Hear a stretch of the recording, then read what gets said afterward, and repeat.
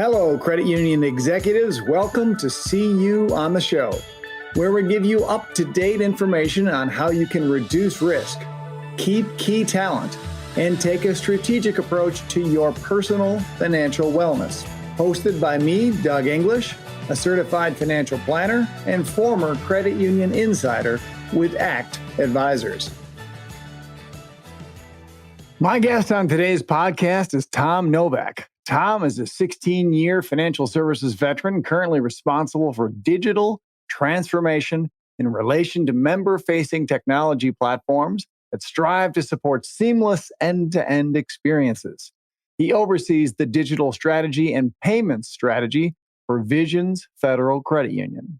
In this episode, we discuss Vision's build, buy, or partner approach to Fintech and how their goal to become a digital-first organization focused on more personalized and thoughtful member interactions helps guide their strategic decisions.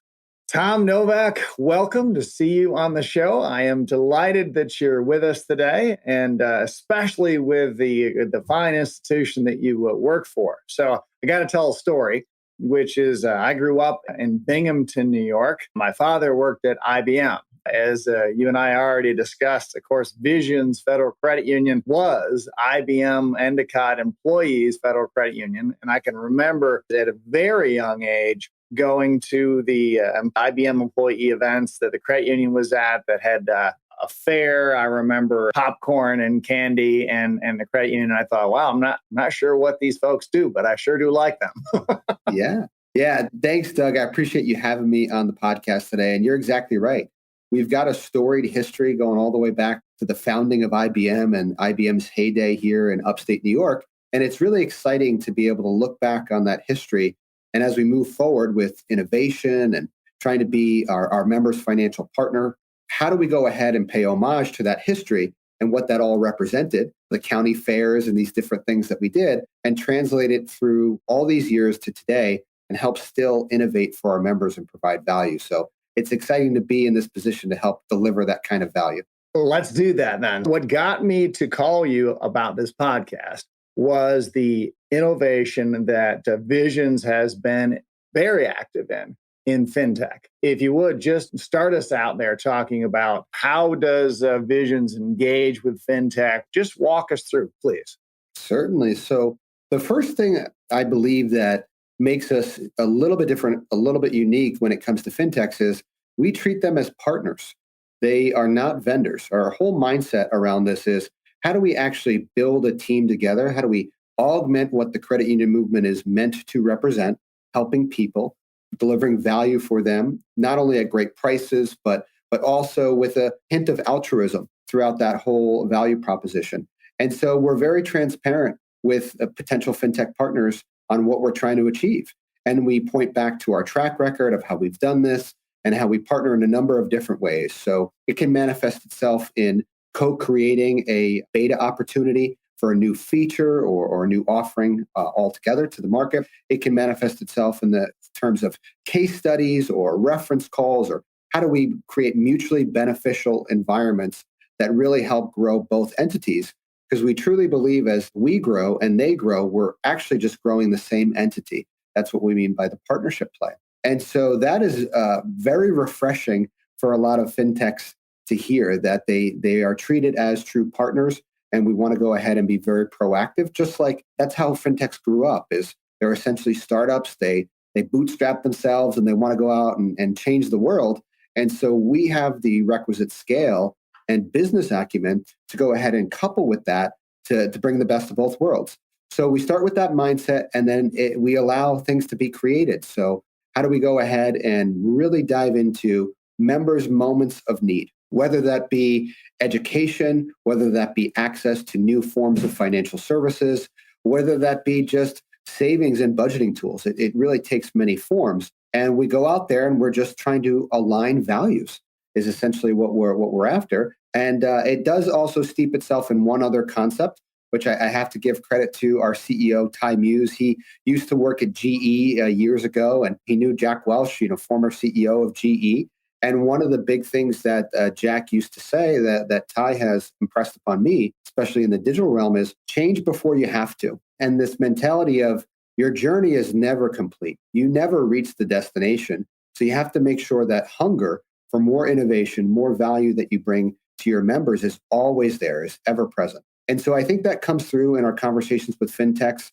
And as we've reached a certain scale, now fintechs are starting to come to us at a clip that is greater than when we started maybe a few years ago. And we've created kind of this network effect that's really exciting to be a part of. Wow, that is very impressive. So when did you first start working directly with fintechs? It goes all the way back almost 10 years ago when our organization decided to create a new department at that time, almost 11 years now. It was called e-commerce at that time. And it's since now morphed into the department that I oversee, or one of the departments, which is called digital. And really over the years, we knew it back then, but we didn't know how to articulate it. And it came down to this. Digital is just synonymous with business. This is just how we can go ahead and deliver the best value to our members in our communities. So not simply digital banking or making a manual transaction automated. It's really about how do we put the member at the center of these decisions and then go ahead and act on those great ideas or act on that great innovative concept that we might come across. And so there was cultural changes over the years and different things and a little bit of trial and error. But all the way back to 10 plus years ago, we've had fintech partnerships. We were one of the early adopters of DocuSign. If you can remember, DocuSign back 10, 12 years ago was a fintech. People were still struggling with, is e-consent really a thing? Is e-signatures really legal? And we still have a relationship with DocuSign to this day. But back then, we were partnering with those types of innovators. And that has been a through line throughout the last decade plus to keep doing that when we think of this mentality of build, buy, or partner, we realize that those are all tools in our toolbox, and we shouldn't just rest on one tool, even if it's a strength. So we have some great build-related teams here when it comes to data analytics or RPA, but that doesn't necessarily mean we're going to solve every problem we have or every need of our members with a build. It could be a buy scenario because something's been productized and really as good as it's going to get, or it could be a partner opportunity where fintechs are going to help change our mindset and augment the value we bring to our members. There's a whole bunch there on that build, buy, partner step. So I want to back up, though, and get a little bit tactical as far as how do you partner with them? What is the economic arrangement? At this point, it's been largely traditional contractual relationships, but we don't just take a off-the-rack type of contract. So there's a lot of bespoke components to the contracts that we negotiate. And so that's how we bring to life some of this partnership mentality that I was talking about. We have been closely researching what we believe is the next step in that journey, the next evolution, which is to start to get into environments like Circle. So a lot of folks know of Circle, CURQL. It's a credit union venture capital fund focused on fintechs and how they can bring that value back to credit unions and their members. So that's the next step that we're looking at.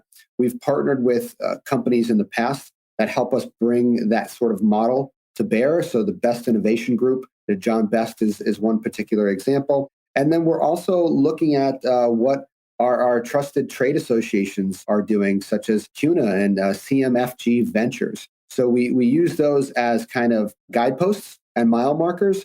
And as we're trying to evolve to the point where I truly believe we're going to start to invest dollars and cents into fintechs to help them drive their roadmaps. But we're not quite there yet, but that is on our agenda.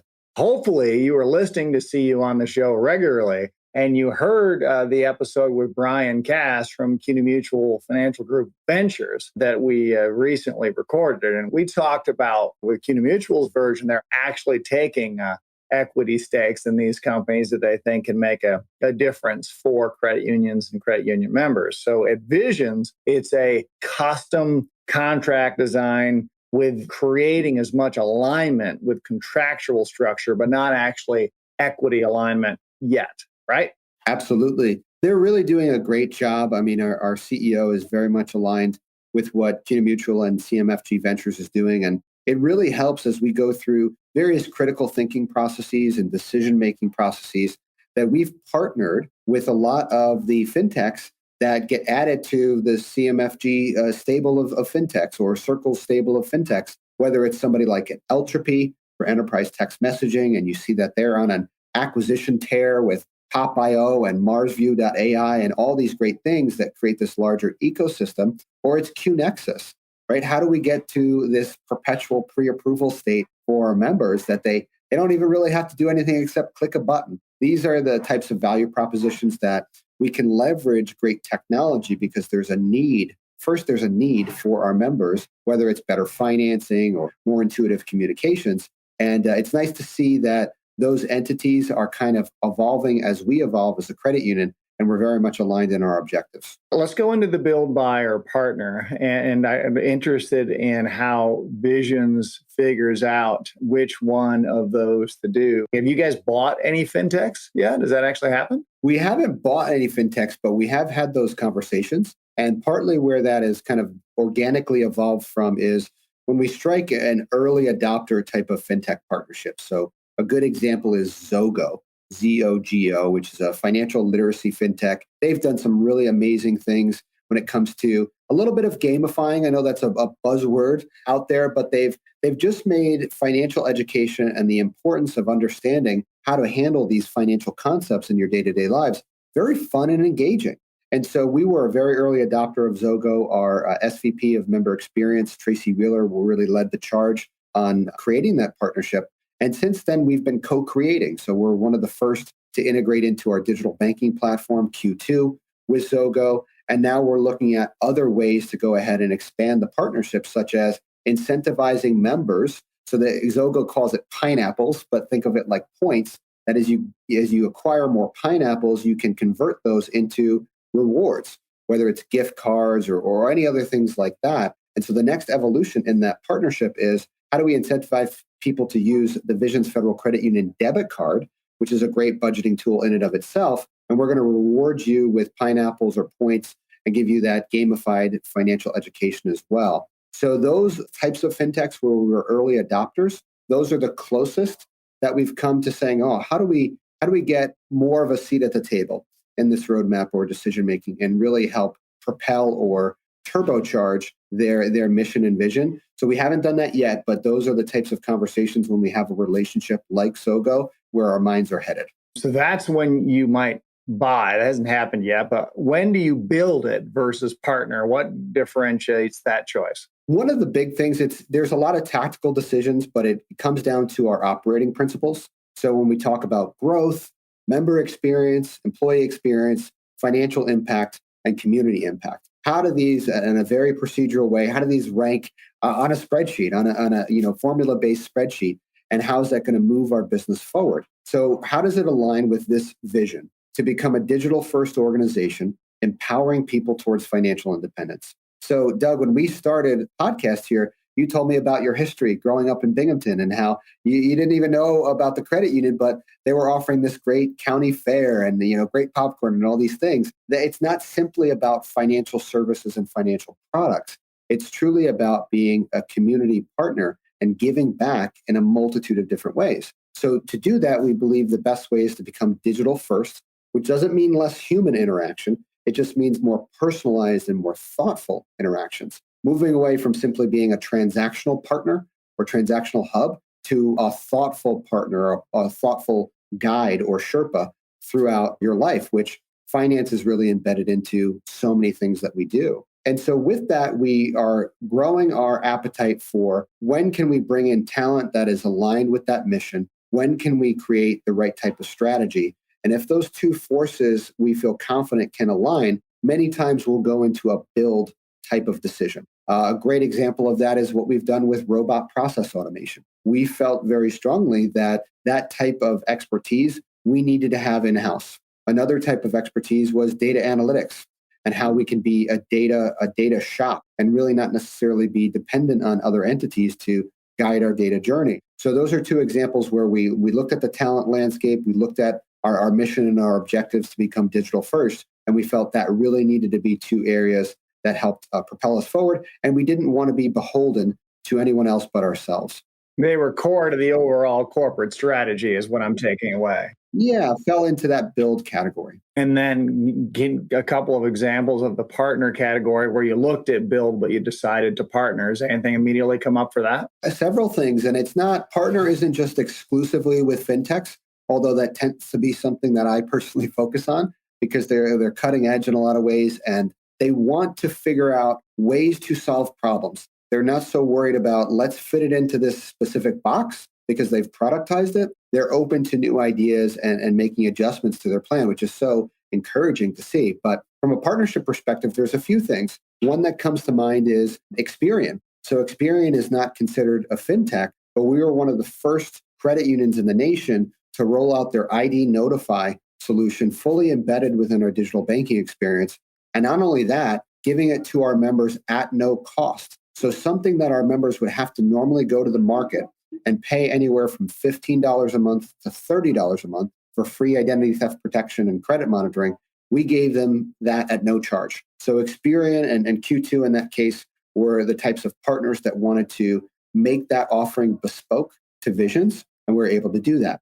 Another great example is a true fintech in Givio, Givio. And Givio is a fintech focused on charitable giving. And that very much aligns with that community impact operating principle that I mentioned earlier. And we're going to go ahead and offer that to our members, connecting them to over 1.6 million 501c3 charities that are registered with the IRS. And as we go ahead and roll that out to our members, we're keeping a very altruistic tone in that. So the way the model works today is it tends to be a typical revenue share play where the credit union, you process a $100 deposit and there's a total 4% fee. Now, the member doesn't pay that. The credit union doesn't necessarily pay that. The charity pays that. But once we first approached Givio with this, we said, that's not really what aligns with our mission and vision. That's not how we want to give back to the community. We want to go ahead and subsidize those fees. We don't want to take it off the top from the charities. So that charge, we're gonna absorb that on behalf of our members and our charities that we give to. And that's how we make Visions matter. That's the way we can move things forward and truly create a partnership. So Givio was open to that slight change in their model there. And that's what we're excited to bring to market.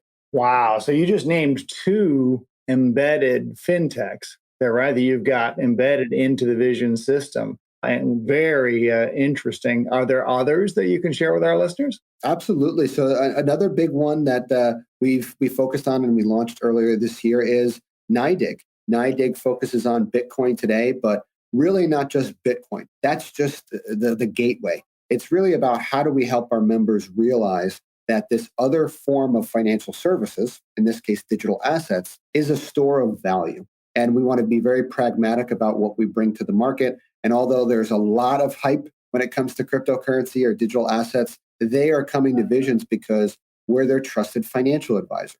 We want to bring to them services where they can continue to build the trust with an entity that is altruistic in nature and truly wants to help them learn and grow in their financial lives.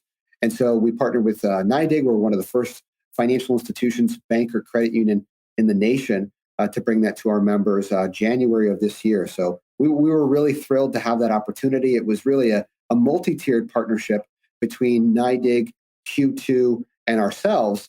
And actually a big shout out to our regulator, NCUA, because if not for their forward-thinking mentality, we would not have the confidence to make that kind of decision. So folks like Kyle Hauptman, the vice chairman of NCUA, really forward-thinking. And I think we as credit unions should be very proud that our governing body, NCUA, was quite literally the first governmental agency, so not the OCC, not the FDIC, NCUA, to come out in the affirmative that credit unions can go ahead and enter into these partnerships. So that really gave us the runway to do some great things on behalf of our members. Tom, is in the episodes we've done, we've covered a lot of different things. That is the first NCUA shout out. So congratulations. Visions Credit Union continues to lead. The more we go into this, Doug, it's really exciting.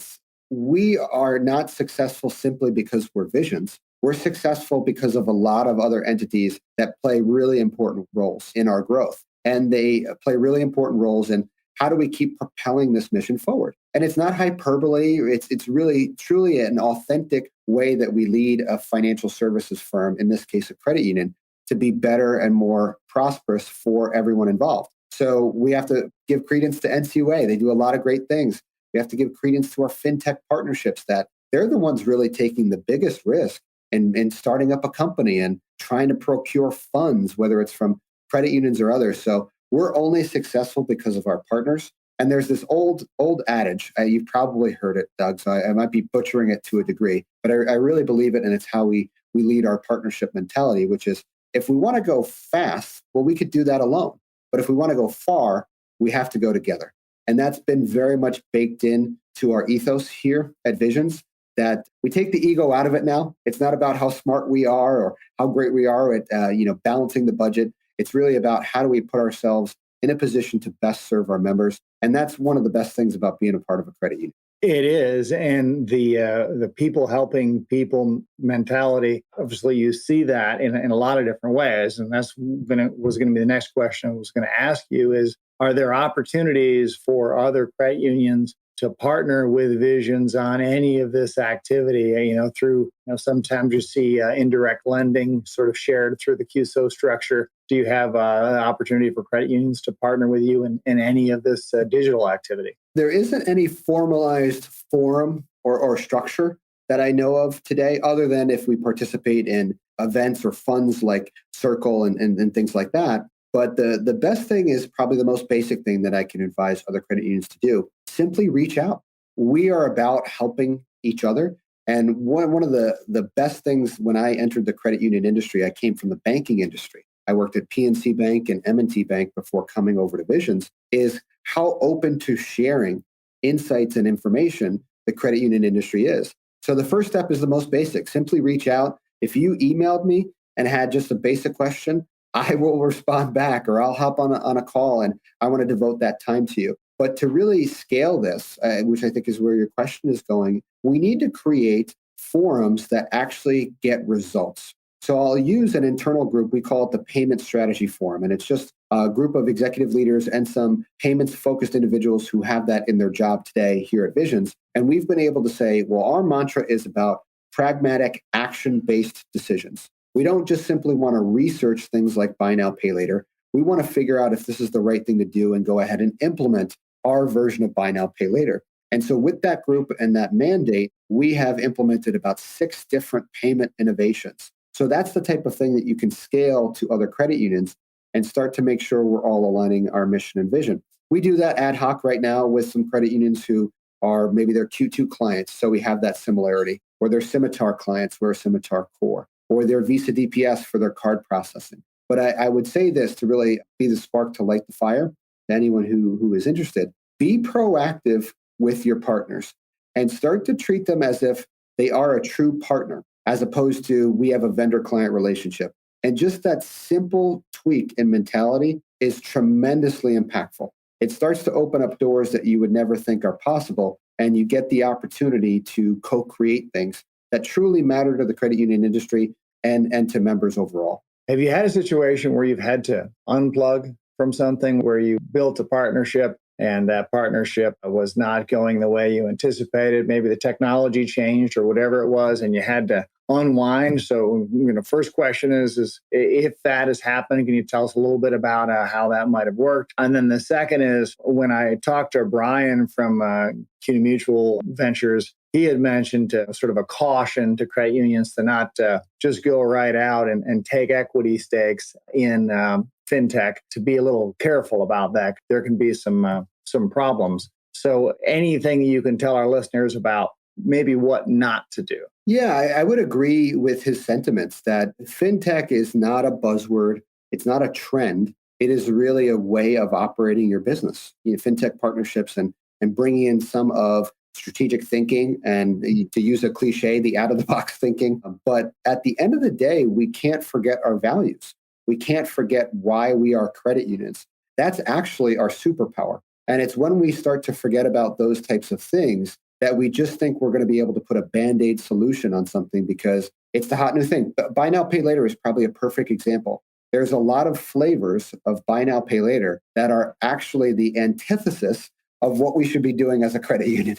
And we have to stay away from those types of things. But the good news is, if we do our homework and we stick to a sound strategy and core values, we can find solutions, especially in the fintech space, for problems like buy now, pay later. So I would give a shout out to the folks over at Equipify on the buy now, pay later front. They are very plugged in to credit union missions and values.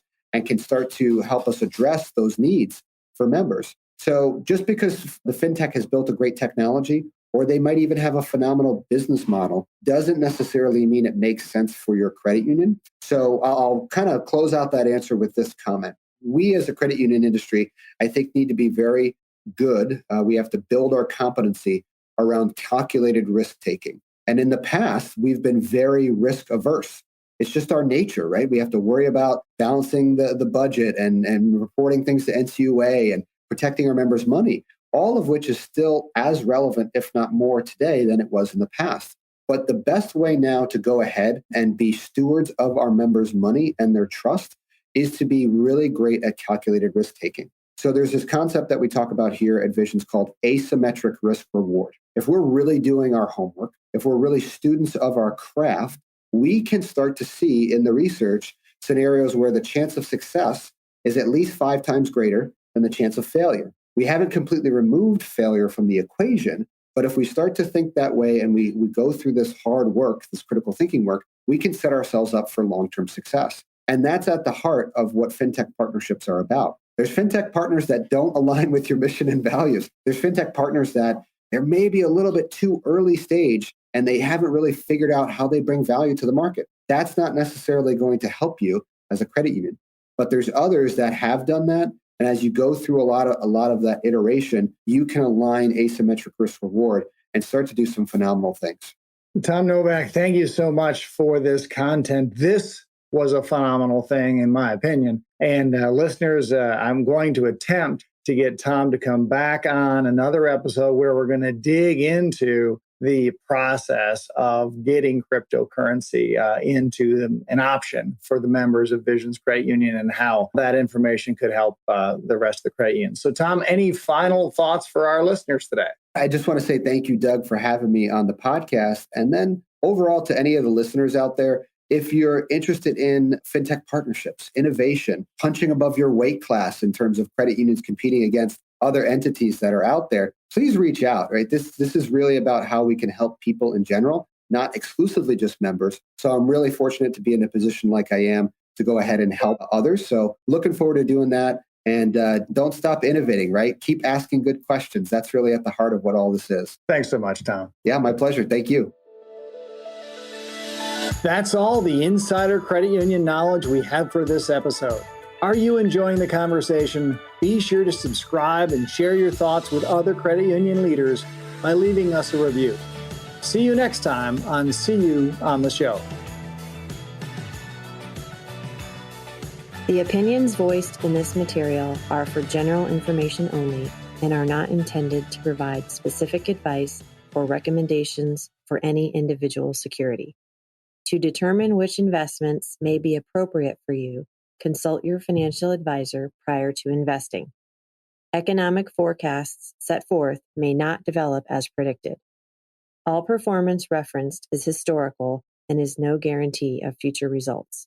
Indexes are unmanaged and cannot be invested into directly.